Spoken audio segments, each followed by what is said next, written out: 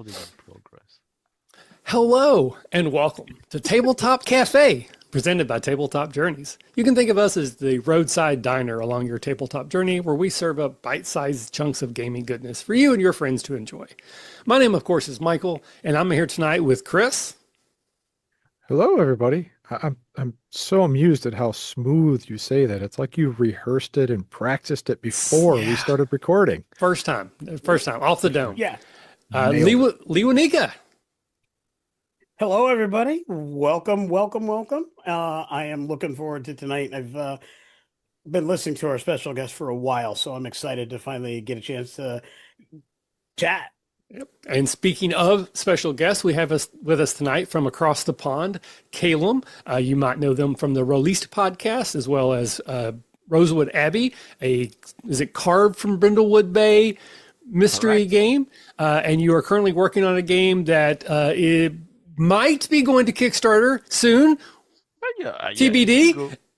Soonish. Called The Magic of Inventory. Kalum's formerly, because I know you're a fan of the previous title, Paris Gondo, The Life-Saving Magic of Inventorying.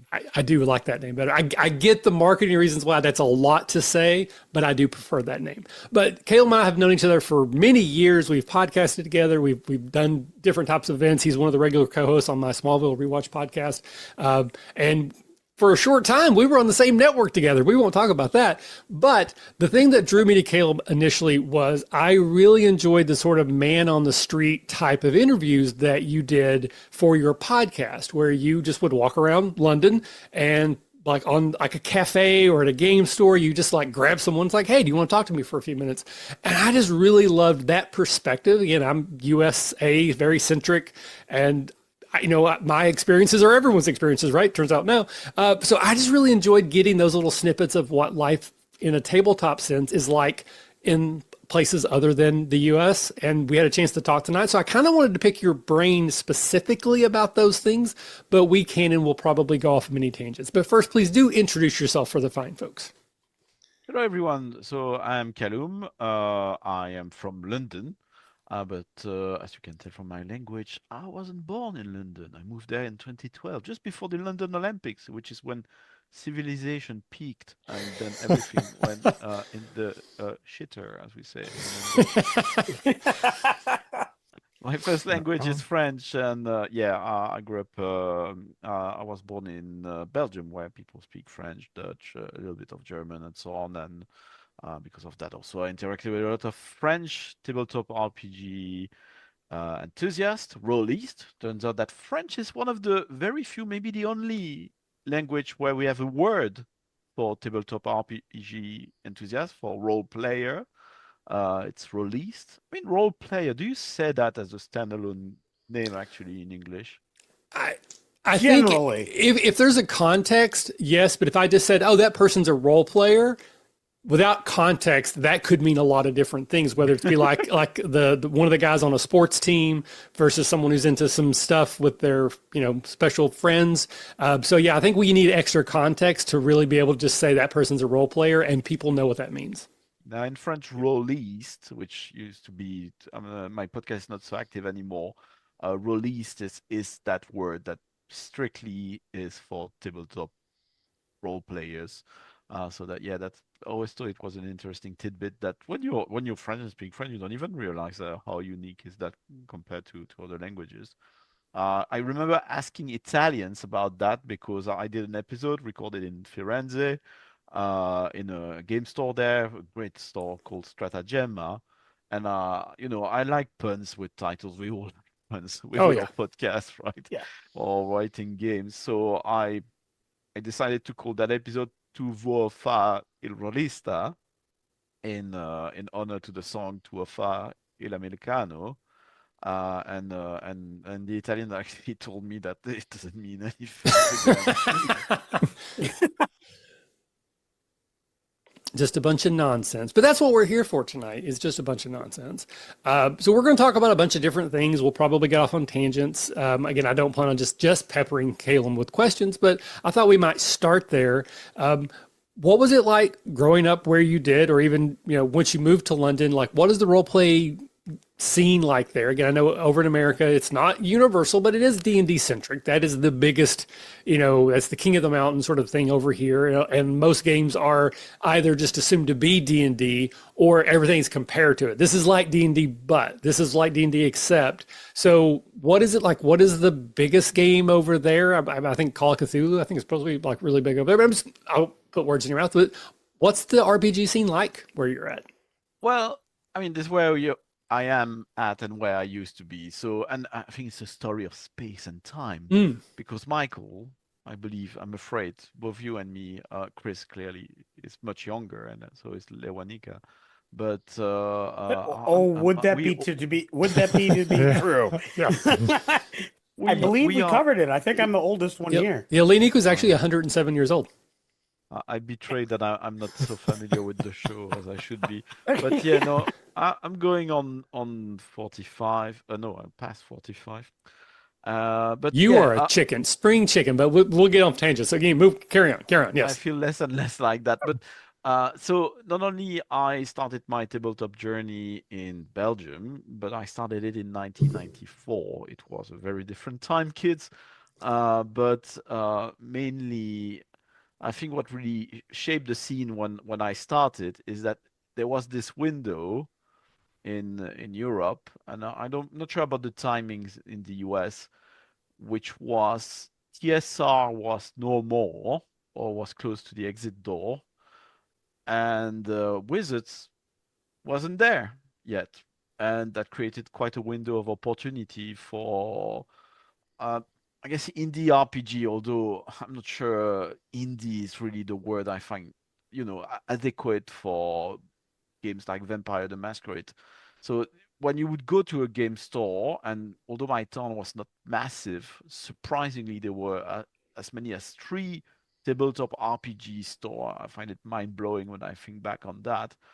They had all the D&D advanced D&D stuff, but they were kind of collecting dust. They were in boxes there, long boxes like comics. And as someone who didn't knew anything, it was D&D for me was more the mysterious old thing that seemed interesting but quite arcane, and by no means was something flying off the shelves. The most popular game at that time in Belgium was Vampire the Masquerade. And you know, I I think it's quite accurate to say the question then, when you would meet another TTRPG fan, was not, do you play Vampire the Masquerade? The question was, do you play Chicago by night or do you play Paris by night? Because Mm. so many people were playing that. And interestingly, Paris by Night was not an official supplement. It was a supplement made as part of a special issue of a very popular TTRPG magazine called Casus Belli, and all of them are now on the archive.org, so you can download the PDF too if you want to have a look. And that would be a very interesting way to sort of sample. This middle section was a collection of, they were quite good with, they would write their own adventures and mysteries. And the magazine was in color, or at least at the time I was buying it. And there was a middle section, all black and white, that you could pull off. And it were all like usually 4, maybe 5 mysteries. And I already had a look at it. It's quite interesting to see how over time they started with D&D and Call of Cthulhu from the get-go, but quite quickly they moved on to RuneQuest, Castle Falkenstein, and a number of titles which are French, but a lot of Vampire the Masquerade, Call of Cthulhu, and all of that. So yeah, I always thought that. I think I started a spreadsheet of that, trying to capture having an idea, but I never got around completing it. But that was the scene, and my own journey was I had no clue about what tabletop RPG were. I saw a ad for it, a description as a recommendation list for Christmas for you children.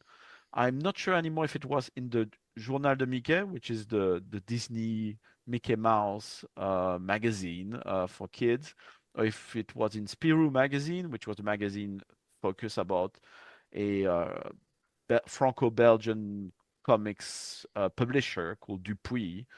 But I remember there was this thing about Star Wars, the role-playing game, second edition, the West End game. second edition published in France by Jeux Descartes. And I saw that I was collecting Star Wars things. So, that's a game. This edition was from 1994. Actually, it's probably floating somewhere over there. Uh, asked for that to my father, and I was quite a spoiled kid, so I got it. And he just bought it for me. No idea what it was. I remember receiving it and being told, well, yeah, I found it was difficult, but it was quite expensive for a book. And then I spent a year and a half, or probably more, trying to work out what it was. Because I played board games with my mother. My parents were separated. And I tried reading this on my own and understanding what is going on. There's no, I mean, it tells about dice, but you got the book. You don't have the pieces of the board game if you're used to board games. I remember not very successful attempt at running it myself for a friend in his kitchen. I tried to join a club. I played a couple games in mini conventions, stuff which were super local. I was not was not super welcoming. It was a rather weird experience for 14 years old. And it takes, yeah, several years, maybe four, because I was about to leave high school, and there was a theater troupe there, and someone at the theater troupe. So it was a high school theater troupe, but there were a couple people who left high school, who finished, but still came back helping out in the troupe. So they were slightly older by a couple years. And one of them had a copy of this magazine, Casus Belli, and reading it. And I was like, oh, you play role-playing games? Because I would really like to properly get into it. And yeah, I encountered those people. And it's really weird because looking back and trying to work out the chronology, I realized I had maybe a year, maybe two of playing a lot of game, and it really shaped my life. But there was those 1, maybe 2 years. Then I went to uni, stopped. It took years before I resumed playing, but those 2 years feels like I've been playing those games for 5 years. Very cool. That is excellent. I'm a huge fan of Vampire the Masquerade. In fact, Josh, our other host on the channel, that's how we met. We played a lot of Vampire. We did it Mind's Eye Theater, so we did it in the LARP style, parlor Ah, LARP style mostly.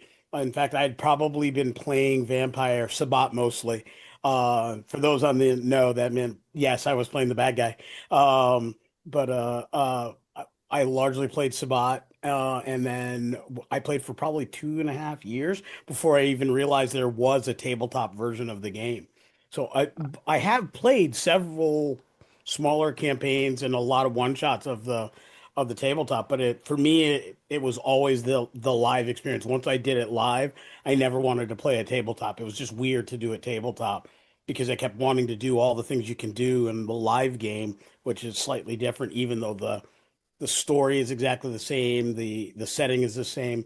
Um, in our area, we didn't play Chicago by Night or Paris by Night, but I was very familiar with Paris by Night. really? Oh, I Yeah, want to hear about that because yeah.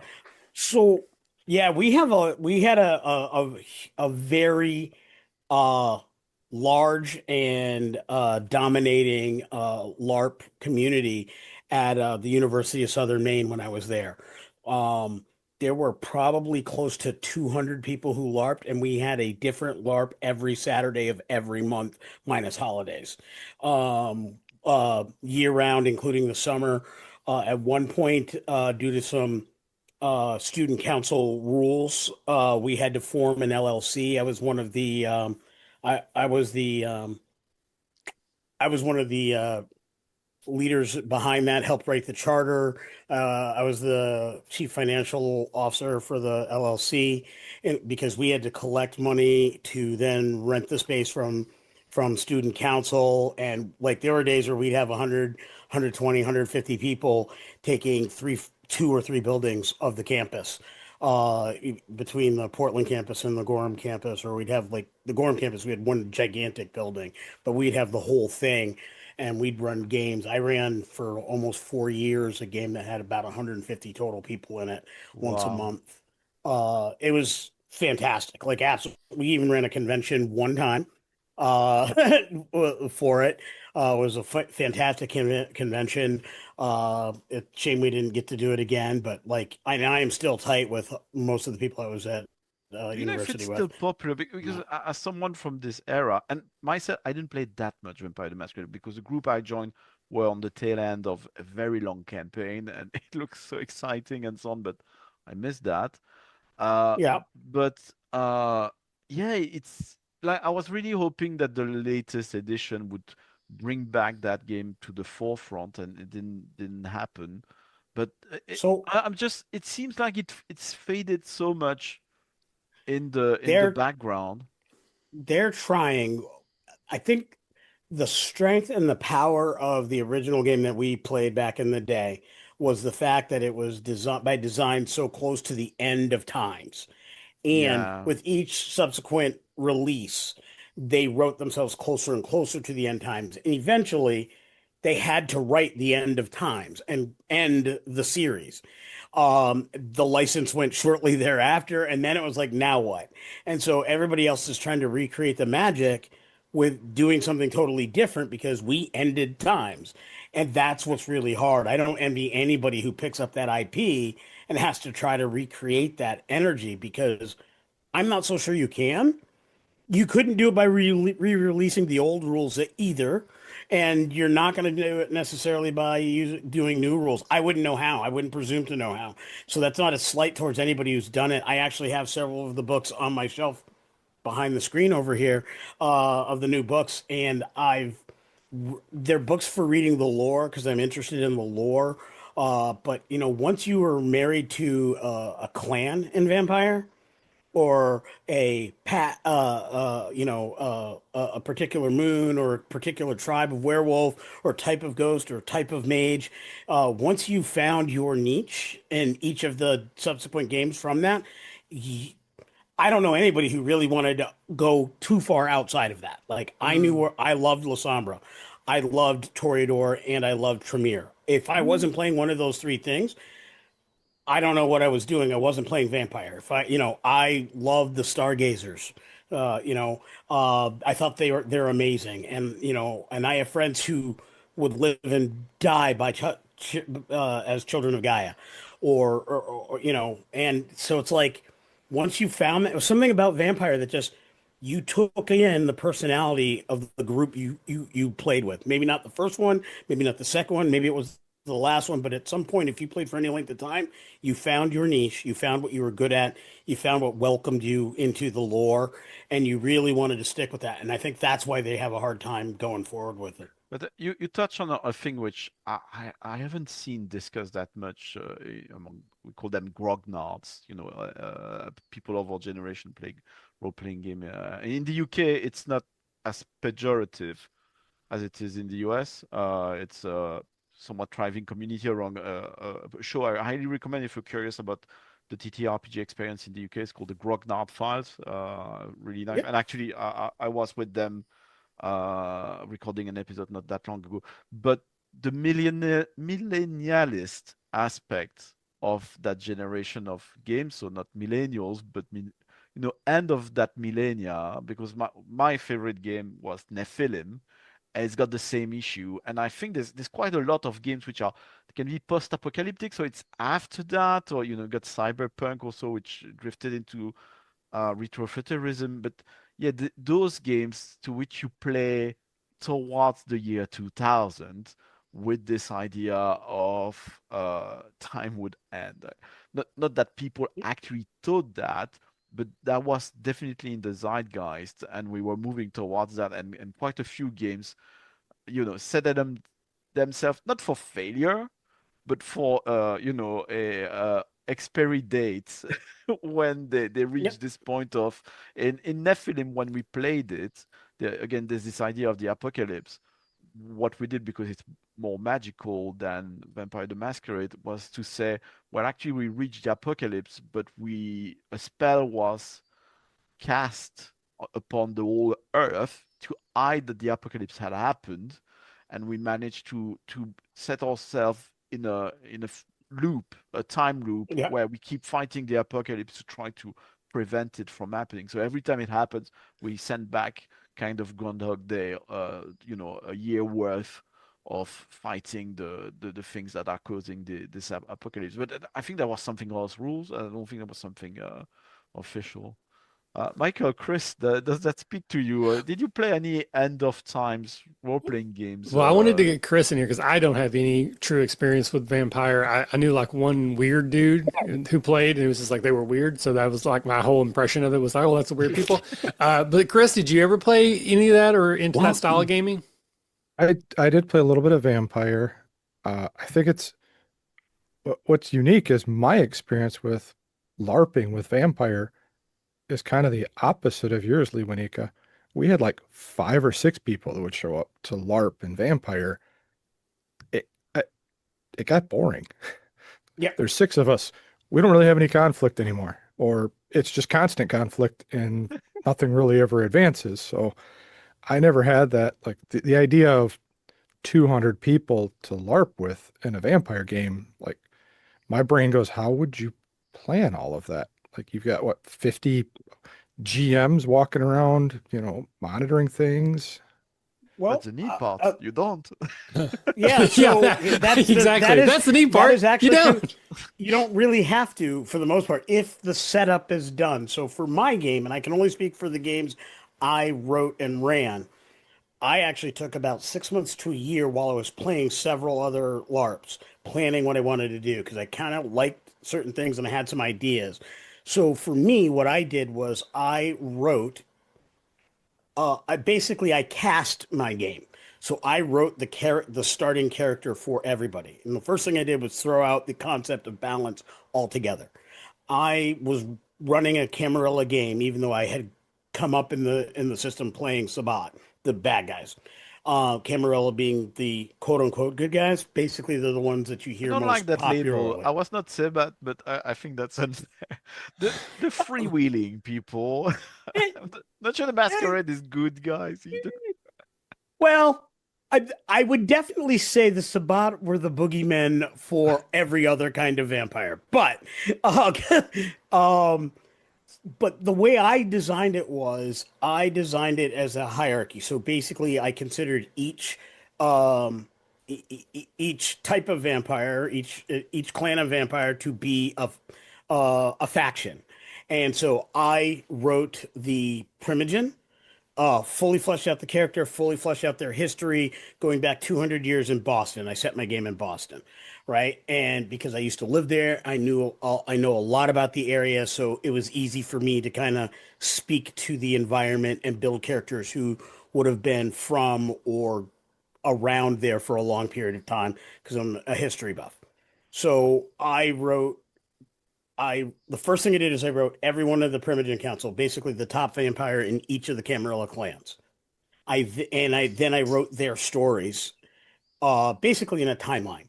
Then I wrote the second in command, whether they be adversary or close friend of that Primogen, and I wrote their backstory, however far they went. Then I picked spots for everybody for every other place. Then what I did was I came up with basically made sure each clan had the same number of people. It's like 7 for each clan is what I had set up. I then cast each of the Primogen in each of their seconds, and I cast a couple bad guys elsewhere.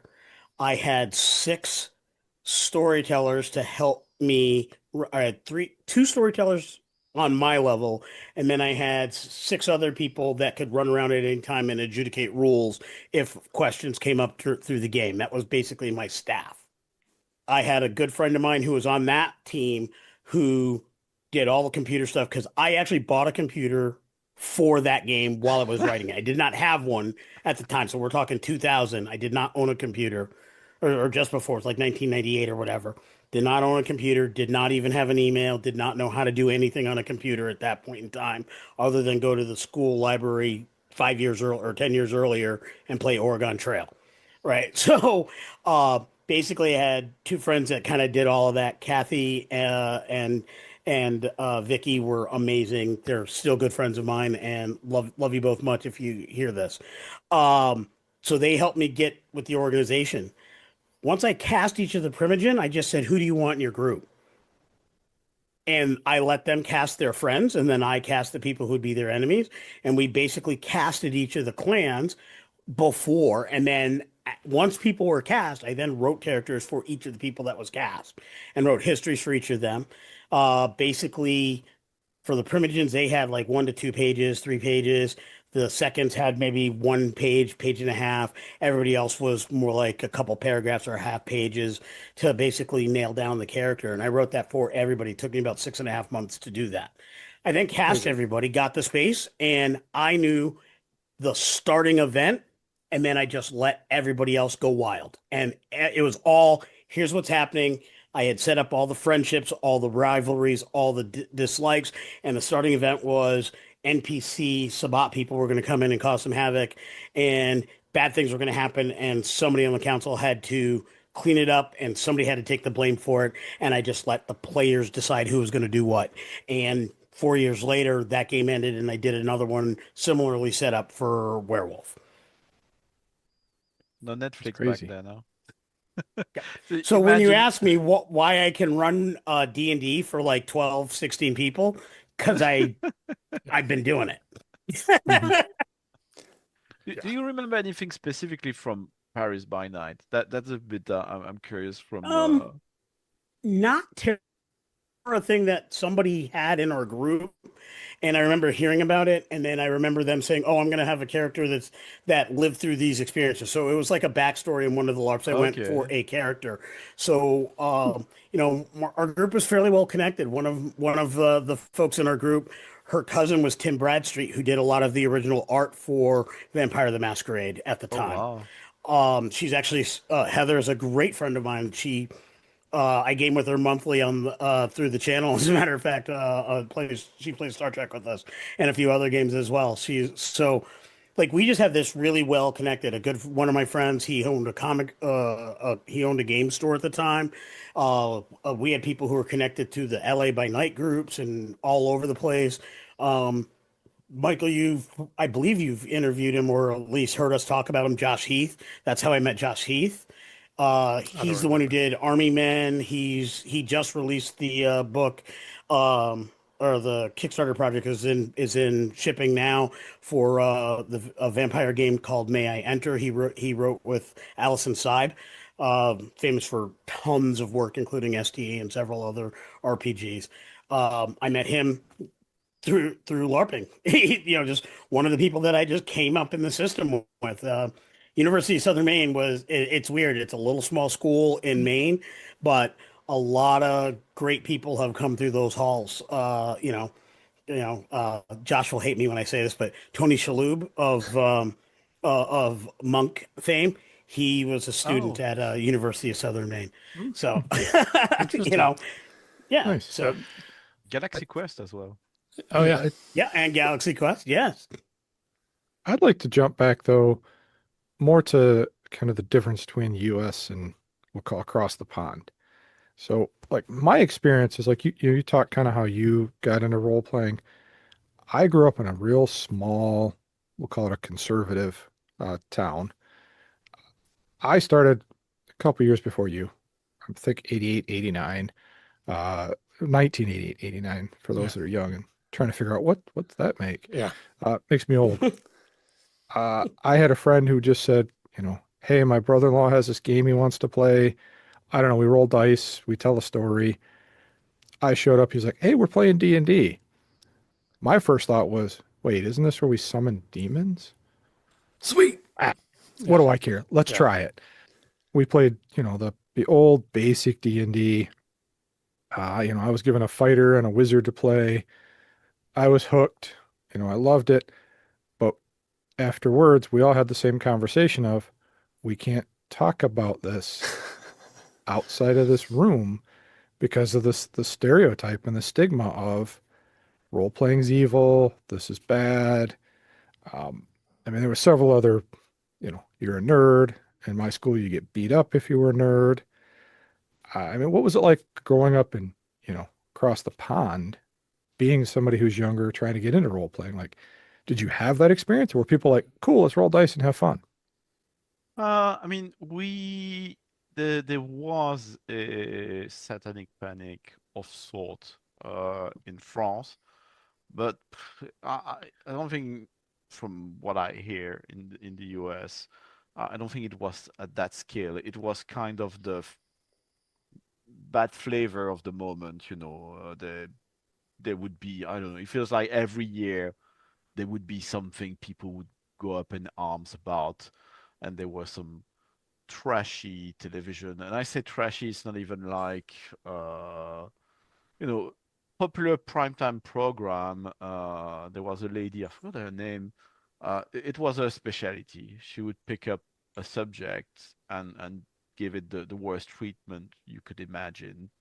And among our rotation of doing things like that, she did one for about role-playing games, which was, but it didn't catch as much. I guess it's a case of especially at the time, the France was not as religious and devout as you could imagine in the US. Also, it's even France, which is much bigger than Belgium. It's smaller, so even rural areas.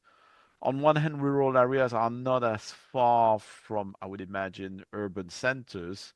And at the same time, rural areas are not so big that they have this critical mass of people that they can develop, they almost their own ideology, and they do, but they don't have the means of becoming such strong movements of doing things, and as a result influencing the national politics. Politics tend to go across urban and rural areas rather than really have an opposition. There's trend for sure, but it's not as severe. I was picking up something, so I don't know the detail about what's going on at the time in Spain, but this is a movie, Michael. We I Brotherhood used of to the Wolf, do. right? I Yes. miss doing the RPG Academy film studies. I should go back at doing sometimes, but this is on my list of Yes. movies to do. This movie is called The Heart of the Warrior. It's a Spanish movie, El Corazón del Guerrero. And this is a rather, it's not safe for work movie, but it's interesting. It's kind of the Spanish Mazes and Monsters. Yeah, okay, okay. Hmm. Yeah. It's much more what's yeah explicit. Mm. There's more sexuality and so on. There's some not so flattering representation of women, but it's interesting to see because you've got all those themes of the politicization of role-playing games, concerns about mental health, and the main character, like in Mazes and Monsters, which I haven't seen Mazes and Monster, gets caught up in this. You're not quite sure, did he engage with a parallel world, or is it just a mental breakdown he's going through?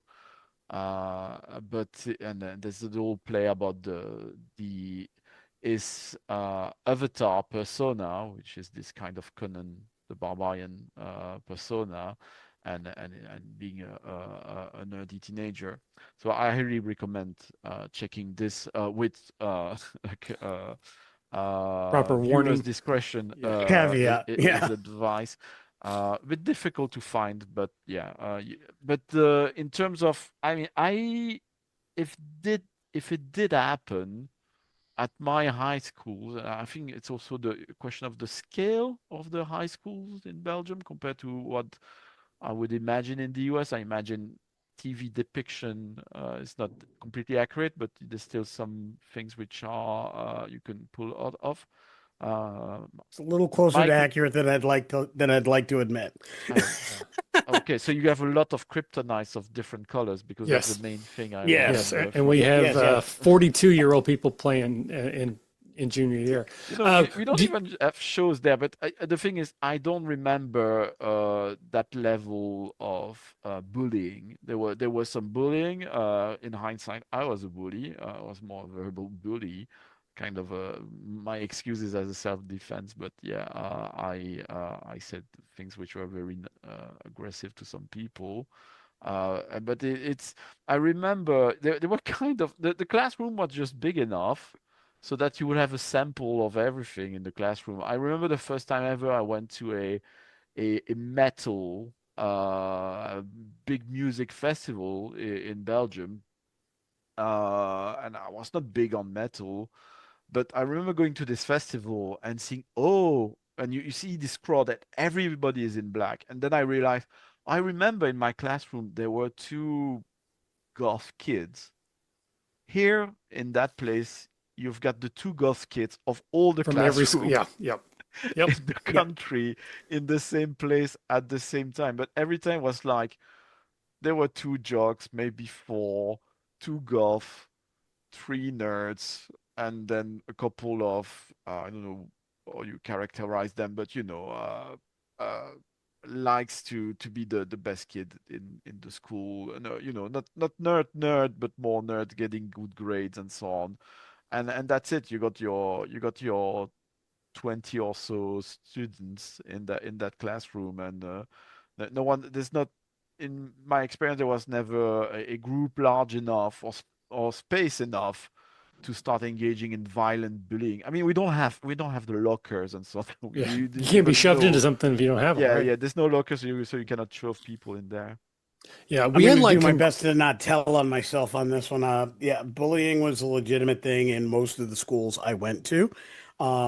As a person who reformed and chose a different path somewhere around the fourth and fifth grade, I can tell you that it was not great being on either side of that coin. But I know as I got older, I tended to be the one who would defend people from the bullying more often than not. But yeah, that was a legitimate thing. But with around here, or at least for me, I just went to. I was younger in an area that was very unique. I grew up in Ithaca, New York, in the shadow of Cornell University. So when you're in the shadow of an Ivy League school, and you go to an elementary school where you are the only kid in your grade, or I'm sorry, there's one other child in my grade who was not the child of a professor at Cornell University, Oh wow. you have a totally different kind of educational experience. Yeah. Most of my teachers were at the moment being taught by the parents of the kids they were teaching. So it was a very unique environment where I grew up. Because teachers are always going for additional education, so they would be getting their master's degree or higher education degrees or continued education by way of Cornell University at Bell Sherman. We were actually for a long time referred to as Little Cornell because of our proximity, to that university. So we just had a different kind of environment and a lot of theater, a lot of music. My best friend growing up, he's a working actor now. His father was a teacher of communications and radio, and he ran the radio station at the university when there were big things in the community, like the New York State Fair. My class got to go, and we were did recordings for commercials for the state thing. So it's like I just had this different kind of educational experience where while there were still things, D&D and things like that were still nerdy things, it was not regarded in a negative way there. It was always just a thing you did, and everybody was expected to be creative. It didn't matter what you were doing. It mattered that you were doing a creative endeavor. So some people was art, some people was theater, some people was music, some people was different things. Even those of us who did sports, because I did those as well, you still had these other avenues that you were expected to do. And so the only people who really didn't fit in were the people who didn't have an extra thing, whatever that may be. So it's just a different experience for me growing up. But when I moved away from my hometown, you didn't talk about it as much. Yeah. And what's funny now, years later, the kids that I went to high school with, so many of them actually play and played back then, but they were so closeted, I didn't even know they played. Like, we should have been playing our whole lives. That's and what I play think with them now. what That's happens- the thing yeah. that kills me. Yeah, I think that's what I think was actually happening back then. Because in my head, it was season 4 Stranger Things, Eddie Munson. We were all like our own group and no one would talk to us. I think more people were playing, but everyone was afraid to say it.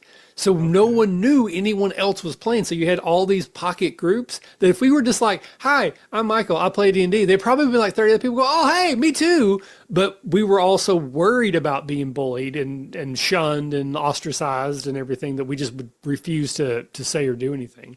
One thing I do want to touch on before we get too far into things, excuse me, I got a cold. So you talked about like going to the first metal concert and then like all of a sudden it was all the goths together. My moment of that was Gen Con. Going to Gen Con and suddenly be surrounded by 60,000 other nerds who love D&D. And it was like almost like a coming out for me. It's like, these are my people. I don't have to be ashamed. And it literally changed my life. But I know like we talk a lot in the US about Gen Con is kind of the biggest gaming convention around and everything is somewhat kind of like D&D to every other TTRPG. Gen Con is kind of like the convention everything gets compared to. So over there, I know Dragonmeet, I don't know if it's the biggest one for you, but I know it is a big one. And I think it's bigger than Gen Con. So I just want you to talk a little bit about Dragonmeet, your experiences there, the vibe. Is it just RPGs or is it also like a pop culture convention? Just talk a little bit about that for me if you don't mind. So yeah, that's quite interesting. Well, first of all, it's my hometown. It's a London convention, and it's very important for the organizer to keep it in London. And there's something rather big that happened at the last edition. It's always first weekend of December. Is that they moved to a much larger venue. Uh, so so there were quite a bit of talk about this new latest edition of Dragonmeet. So the interesting thing, it's not the largest convention. I do not recall the size of it in attendance. But the comparison point would be UK Games Expo, which is a big tabletop gaming convention in the UK. And I believe for the very long time they used to fight for the third place with Origins, and I Mm. think now UK Games Expo went beyond Origin. So if I remember correctly, it's the third biggest tabletop gaming convention. The biggest is in Germany, Essen Spiel. Mm.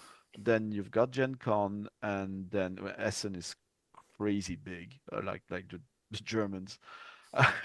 It's really Say no more. unbelievable. They don't do anything halfway, right? It No, seems no, no. very intense. I mean, Germany and board gaming, that could be an episode on its own, even based on my very limited knowledge. But so if you take the three biggest, as far as I remember, tabletop gaming convention, Essen, Gen Con, and now UK Games Expo. Dragonmeet is really like you would take UK Games Expo, which got card games, fighting, card games, X-Wing miniatures, Pokemon cards, a shit ton of board games and role-playing games peppered around. If you take UK Games Expo, which is, I believe, yeah, 30,000 attendance or 35, 40,000, something like that. Again, the same size as Origin. You take it, you put it in a sieve, you shake it, and everything drops through the sieve except your role players. You got Dragonmeet. Mm. That's pretty much, with a couple exception like Magpie Games came to UK Games Expo on a couple of occasions and so on, but you end up with all your role players and role playing publishers at Dragonmeet, and Dragonmeet is only one day, and there's debates also about doing Dragonmeet 2 days and so on. But what I've been told when I was interviewing people there by publishers is that Tabletop RPG, and while UK Games Expo is 4 days, what TTRPG publisher was telling me about Dragonmeet is that in one day at Dragonmeet, they sell as much as in 4 days Mm. at UK Games Expo. So you don't have as many people, it's not as long, but the people there are, I would say, 95% there for role-playing games. Uh, Now, this year they moved to a larger venue and it changed, it's I would go into detail. I made a big thread on that on Blue Sky, so feel free to Google it and you will find all the explanation I try to gather about that. Because in London, it's a challenge to find venues, and they had to decide between staying where they were too small, or moving to a way larger venue. They moved to a massive venue, which they did not rent fully. So but now it's great they can have room to grow. But as a result, big trade halls instead of convention venue within a hotel. So in terms of intimacy and vibe, it changed a lot, and Mm. people were not fan of that this year. Also, it was a big gamble for them, the risk, so they were rightfully risk averse, so they did not invest too much into, the sparkles and so on. So they don't have big, nice banners that they would hang from the ceiling and things like that. So it came across a bit as empty. But yeah, now there's room to grow in there, and that edition was a success. But the thing which is funny also with Dragonmeet is that there's quite a few publishers, especially nowadays. I'm thinking, well, you got the Chaosium, but you also have, for instance, what's their name? Well, there's Rowan with Deckert, but the publishers Free of League. No, it's yeah, Rowan the Free Deckard and League, Descartes, I Free League, think. yeah, but Free League are represented by Britons actually that used to be have a podcast, and now they work for Free League, and usually Mm. they take care of the booth for them in the UK. No, I'm trying to remember the name of the Trail of Mm. Cthulhu people. Night's Black Agents, Kenneth Haidt and Robin DeLo. Pelgrane Press. Yeah. Pellegrin. Pelgrane Press. So, for instance, Pelgrane Press, and I know Modifius also works like that. Dragonmeet is their yearly, because it's just one day, it's their yearly event to have a kind of a team gathering. Because in Pelgrane, you got people from Highland, Canada, US, and a couple of other places. They all show up at Dragonmeet. They have their booth there. They do that on Saturday. And then on Sunday, that's one of the few occasions that the whole team that usually works across the internet from different countries can gather and meet together. And Dragonmeet is a great place because it's got a nice scale still. That's really the place if you want to have a chit chat with Kenneth Haidt or Grant Howitt, trying to think of a couple of names. It's so approachable. It's really, really approachable, and it's not as it seems intense as Origins or Gen Con seems to be like, where people are just so busy that you don't have really an opportunity to have this type of engagement with them. I'm very curious how Dragonmeet will evolve. Personally, as being, with a feet on both sides of the channel, and with sadly the challenges for Europeans to consider attending a convention in the US. I personally think that Dragonmeet could grow not only as a UK convention, but becoming the European convention and even attract more people from around the world, including Americans. And it's still quite small, but in terms of being a convention which is really, again, 95% role-playing games, I think it's quite unique.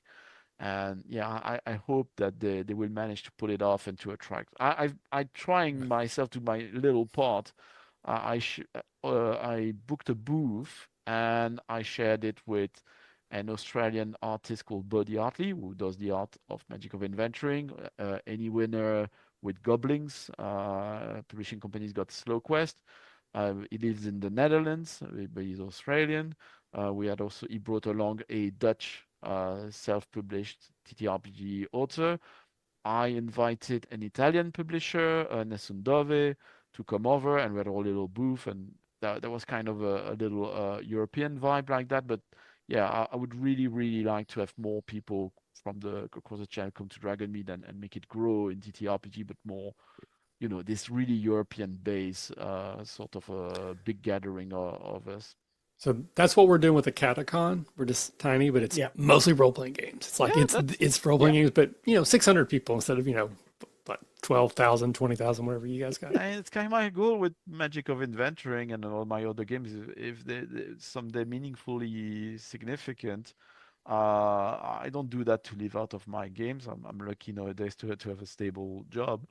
But I would really like, if this could fund travels to different conventions, and Acadecon is definitely a place I'd like to go. I was very privileged to be invited to an Italian convention. Oh. So I did this game Rosewood Abbey, which is carved from Brindlewood, so based on Brindlewood Bay, but inspired, and actually a follow-up to an episode of the RPG Academy Film Studies, direct consequence from this episode about the name of the rose. I decided to design this game about the name of based on the name of the rose. We play monks investigating. So, name of the rose, written by Nobel Prize-winning author Umberto Eco, Italian. I made this game about it, and there was an opportunity to see it translated to Italian. And it went okay. And I've been joking, but not quite joking, when I went to this Italian convention about, are they happy about me doing something with their very famous and respected Italian novelist, or are they inviting me Yeah, as a trap exactly. to put me on a pyre and set me on fire for my crimes? Well, it's we had My some. question is, Oh, did you get the haircut when you went? I didn't for the game, but fun fact, when I was a student in architecture in Belgium, we had the mid-studies party, which you were in your third year of studies amid 5 years of study in architecture. We had each year, the third years are sort of wreaking havoc in the school for a day. They pick a team. So I remember one year they picked the Old West, so they dressed up as cowboys and things which are really not respectful and culturally, yeah, appropriate. yeah, yeah. I can imagine. Yeah. But our team, and especially because our school was actually owned by monks, we was monks, so we all dressed up as monks. I did the thing. I even confessed with the, Mm, architecture student. They built a confessional, so I confessed a couple of my teachers. We even had we have a program in Europe called Erasmus, in which it consists that it supports funding and networking. Uh, Basically, as if you're a student in a university in Belgium, you've got the opportunity to go for 1 year study in a university in another European country. So we had an Erasmus monk who was a Buddhist monk. Again, not exactly appropriate. yeah.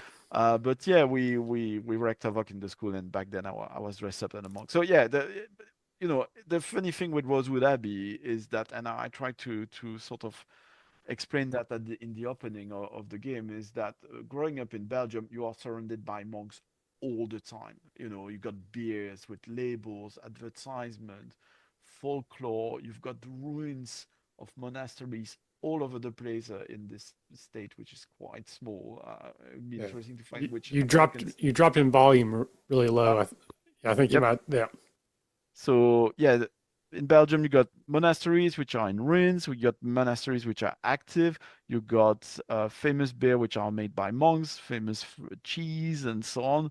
So it's kind of a figure of popular culture in Belgium that, yeah, writing this game was really much engaging with that, and thinking back about how it imprinted me growing up in that country. Very cool. So we had some tech issues. You may have noticed this was supposed to be streamed live, and it didn't happen. So we're running kind of late. It's like 2 a.m. where Calum's at. So to be cognizant and respectful of his time plus I took mine. the day off tomorrow, so Yeah. it's fine. Unfortunately, I don't have that option. So Yeah, but Chris, it's much earlier to your place. It's not 2 a.m. where you are. do you have any questions or anything you want to wrap up? And then I'll let Lewanika take us out. I mean, sounds like somebody's buying us tickets to Dragonmeet, so Yeah. we can all go have a good That's kind of what, time. Right. or at the very least, putting us up. I mean, Yeah, at the very least, put us up. I mean, I see a that couch looks like behind you. There's a very comfortable couch, and you got guitars. If you play, I'll sing. We'll have ourselves a grand time. so the couch is taken up by Buddy, the artist from the Netherlands, but it could be expanded I to got up. two places. Uh-huh. But yeah, no, seriously, if folks from the three of you want to come to Dragonmeet, we can manage to get ourselves in that time. If you don't mind the discomfort of a small place, absolutely, I would love to have you all. I'm not even joking. Really, come over and we'll work out something. The advantage that it's one day, you'll be like, oh, it's just one day. Yeah, but you come one day for a convention, and instead of, maybe you have a partner who's not so much into role-playing games, and they would not Yeah. be so keen traveling to a country to spend 4 days at UK Games Expo in the equivalent of Gen Con. But you come to London for a couple of days. Dragonmeet is just on Saturday. You've got your Friday and Sunday to enjoy what I consider one of the best global cities in the world. I've I've yet to see the eye, and there are places that my great grandfather went that I would love to be able to go and get a picture of myself there, where he had pictures of himself back in 1909. So I Been think that would changed be a lot amazing. since then. It's been I'm developing. sure. I'm But sure. you know, it's one of my it's one of my favorite things as part of the Rolistes podcast was to interview people visiting us in London. So I interviewed James D'Amato.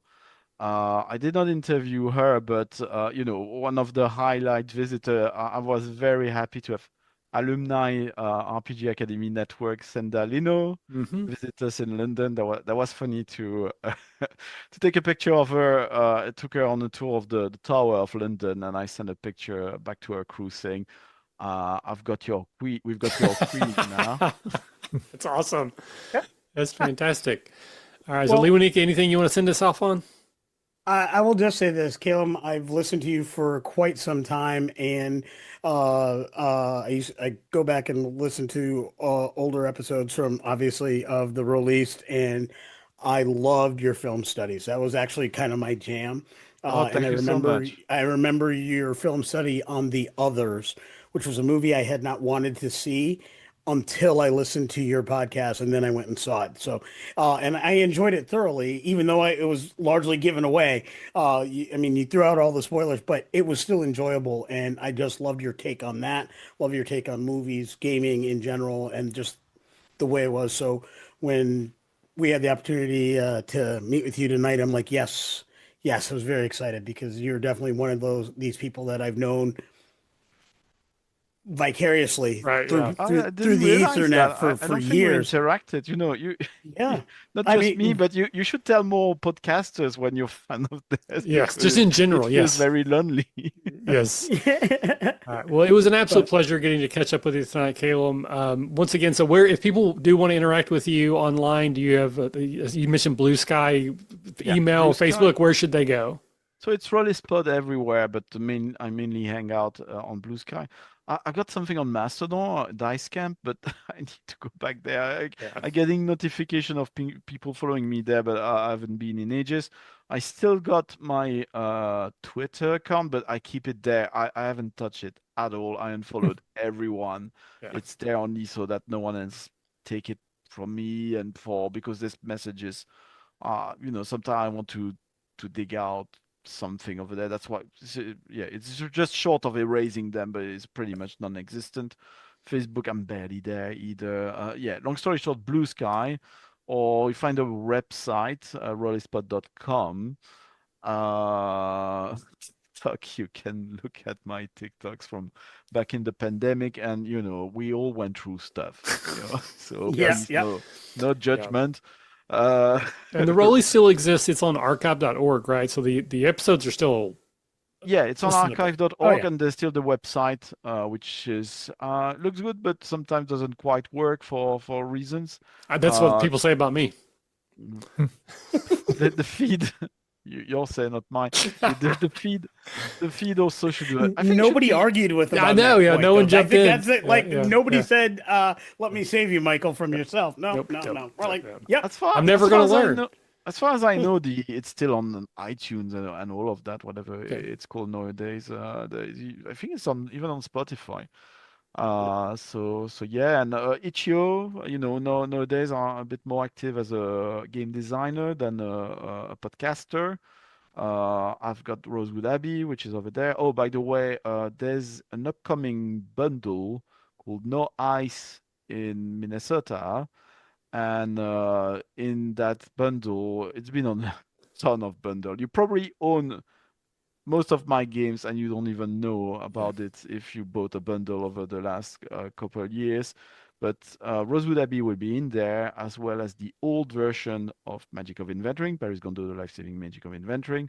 So yeah, you can find me on Itch.io. You can check Jess the Human. They're the one organizing the bundle. And yeah, for probably $10, you have 1,000 titles, Oh, which yeah. is a crazy number of Oh yeah, people registered. But yeah, you and a can find great me on cause. YouTube. Yes.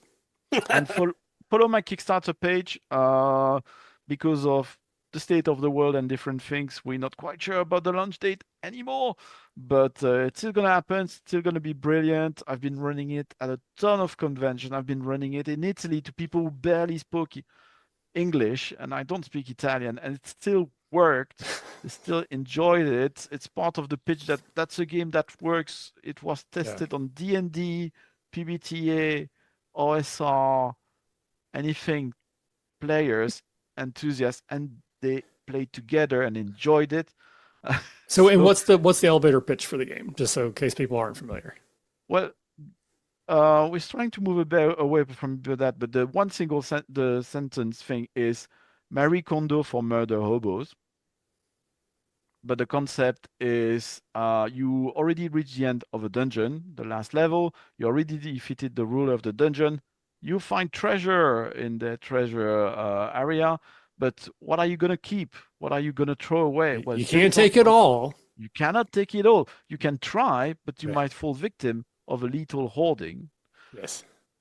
You decide what to keep, what to throw away based on the emotional value of those objects or their usefulness. Based on your choice, you are more or less likely to find the exit of the dungeon. You are more or less likely to find your way home, and you are more or less likely to feel fulfilled and invigorated for the rest of your days. It's zero prep, and I mean it. It's GM-less. It can be played in a couple hours. I run in conventions within 2 hours, 56 times or so. It works with a number of different ages, and it's 2 hours. You got a full arc of your character, where they come from and where they're gonna pass away after a long or not so long life of adventuring. Excellent. So yeah, the Kickstarter preview page is still up. If you click notify me, whenever it goes live, you'll be notified. So that's probably the easiest way. Lewanika, if you can put the links in the show notes to that. 2,000 followers already there. That's incredible. Excellent. Yeah. Excellent. All right, Yeah, Chris. that good. sounds like a lot of fun. And I'll just jump in and let Chris finish this up. I was just going to say, at the time this goes out, which will hopefully be within the next day, maybe 2 at most, we will still have just under a week left for our Kickstarter here at Tabletop Journeys. You can find our page at kickstarter.ttjourneys.com. Josh doesn't have to make weird faces on the video this time. But the music was cool that he did for it. Michael, you got to see that if you haven't yet. I will It's check it a lot out. of fun. Yeah. But so that is the Bridgewell Chronicles Part 1. It's a series of one-shot adventures set in our Bridgewell campaign area. It is D&D 5e 2024 based, but it has our gaming sensibilities. It's an interesting area. They're great locations, great characters, NPCs that you interact with, and it's based on the factions that you'll see on our previous publication, The Traveler's Guide to Factions. So definitely something that we are continuing to build on. It's a lot of fun. Also, similar to what Kalum said, we play tested this for a long time. We've been play testing for about a year.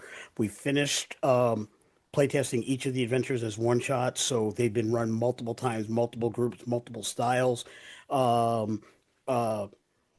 In September, October-ish. I think a Catacomb was one of our last solo one-shot playtests, and I started in December a campaign version using those same 9 adventures to see if they could be strung together in a campaign. We're almost done with that part of the arc, and we're already working on stuff that'll be showing up later in the year. So it's a lot of fun, great way to start in, and we've got something that we're doing for the very first time. We've got cards with locations, cards with NPCs, stat blocks on the back of the NPC cards. We had proofs. We're changing some of the artwork, so we'll get new proofs of that. But the book itself is already 100% written. It's in its final form. We got back our editing. We're just doing our after post editing pass now, and then it's going to be ready to publish almost immediately after funding. So yeah, and it's already fully funded, really so it's quick. going to happen. Just jump in. It's like $3 to get on and help create something great. Congratulations. Chris, Thank you. what you got for us, buddy? I don't do a lot on social media. I kind of hang Smart. out on Discord and just kind of read what other people post and play little Facebook games with my wife. That's just kind of where I am in life. I just got tired of all the back and forth and negativity. So Yeah. I cut it out. My mental health has been better. It's still not good, but it's been better since I've done less social media. Chris and I have the faculty retreat coming up next month in Grand Rapids. We're going on a cruise together. We're doing our own D&D cruise. Actually, it's going to be a Savage Worlds cruise. I was always so jealous in the times of the RPG Academy network when it was the time of the retreat or even the prep. I was like, oh, I wish I could be there. Yeah, we do it twice a year now. It was so much fun. We do it twice. And Kalum, I'm trying to convince them to come up to my area in September because I do a big barbecue for family and friends that we do in our neighborhood park.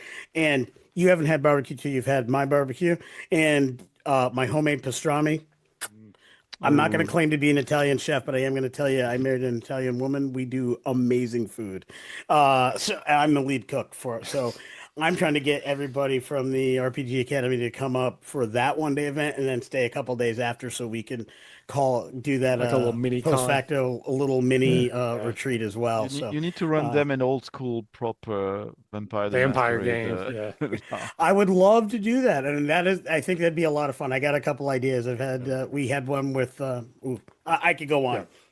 Take us out, Michael. Well, I'll finish up the sales. Just this week, I have lowered the price on Action 12 Cinema. It is my GM-less game about bad action movies that uses the best die in the game. That is the D12. It was nominated for Best Rules for 2024 Ennies. Did not win. Didn't think it would, but the nomination's all that matters. But I've now dropped the price, so it is $20 for print and PDF, or $10 for the PDF. You can get that on IPR or through drive-through. Drive-through is just the PDF. I think you can do print on demand, but I wouldn't. I just go to IPR, and you can get it there. Shipping's pretty reasonable, and I do still have it for sale on my website. I get a little bit more of that money if you buy it from me, but honestly, I don't really care. Just buy it. We're trying to get rid of all the copies. But it's a ton of fun. GM-less game about bad action movies. It's very silly. Did not play test it nearly as much as Kalum has, but I had a lot of fun with it. But he play tested it with me. That's right. And Chris tested with me. Yes, that's right. And I play tested your game as well. But thank you for everybody for listening. I apologize the stream failed. Tech issues. Hopefully we'll get back on that. We try to do the show every other week on Wednesday, roughly 8 p.m. go time on YouTube. So if you're listening in the future, please try to join us there. And then my last pitch will be for the Tabletop Journeys Discord. It is a lovely group of people. They are constantly putting games together. I get to play in a game next Saturday, I think, or not next, but the week after, playing Savage Worlds with one of the patrons who wants to run a game for other people. And I just love that about their community. It definitely reminds me of the RPG Academy community, and I get to play games. So if you want to join us there, Kalum, again, time difference. If you want to play some Savage Worlds, just jump on the Discord, buddy. Well, and I have it on good authority that he wants to run some Cosmere as well. I've actually done the playtest Cosmere with that same GM, and he's a huge Brandon Sanderson fan. So if you're thinking Cosmere, I bought the book. I don't know when that's going to happen. I don't know when that game is going to happen, but today I was talking with him about it.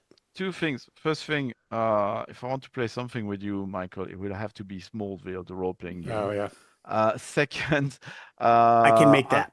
I'm very self-centered, so I like Googling my name, and I will see if you post comments under the video of this YouTube video, and I will reply to them. So even though it's not live, feel free to put questions, and I'll do my best to answer anything you might want to ask about. Mention how sexy his voice is, his accent, and just it is look. Pretty good. I love the little, just a hint of gray. It is very Debois. Yes. Trying to go to read Richard. Oh, look, I got Doctor Strange Richard. I'm thinning in the back. It's great. But anyway, you came with a little bit of gray when I trim my beard. Now it's just it looks like snow on the floor, and I'm like, who's this person? I don't recognize it anymore. Excellent. Well, thank all of you three for joining me tonight. I really appreciate you being here. Kalum, it's always a pleasure, buddy. I just fills my heart with warmth to get to hang out with you a little bit. But everyone else listening, join us in 2 weeks, Wednesday, Tabletop Journeys YouTube. Again, the links will be in the show notes for everything. And we sign off here as we did back at Detention. If you're having fun, you're doing it right. Kalum knows. All right. Thanks, everybody. Bye-bye. Night. All right. Where did it go? There we go.